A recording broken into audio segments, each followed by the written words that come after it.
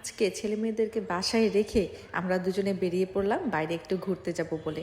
অনেক দিন ধরে প্ল্যান করছিলাম, তবে যাওয়া ছিল না। তবে আজকে ফাইনালি আমরা বের হয়ে গেলাম। আর আজকে আমার বাসায় আমার বোনের মেয়েও ছিল, যার জন্য একটু বের হতে পারছি। একটু লেট করে বের হয়েছি, আর অনেক বেশি ঠান্ডা পড়ছিল। চলে আসলাম ধানমন্ডিতে, আর এখানে সুন্দর সুন্দর কিছু খাবারের দোকান আছে, ছোট ছোট, দেখতে ভালোই লাগছিল।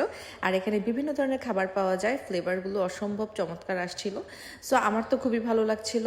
আর এই তো আমাদের পিজাটা রেডি হচ্ছে, তো ধোয়া উঠছে যে চুলিতে আমাদের পিজাটা রেডি হবে। So I am very excited actually. আর আমার লেগেছে প্রচণ্ড ক্ষুধা, সো এই জন্য আমি আরও বেশি এক্সাইটেড ছিলাম। তো জানি না পিজাটা কেমন হবে, এটা হচ্ছে লাইভ পিজা। তো আমরা ওয়েট করছিলাম, অ্যান্ড হচ্ছে গিয়ে এর মধ্যে ফুল আলি আসলো ফুল বিক্রি করার জন্য, আরও অনেকেই আসছিল, এইসব রাস্তার মধ্যে যা হয় আর কি।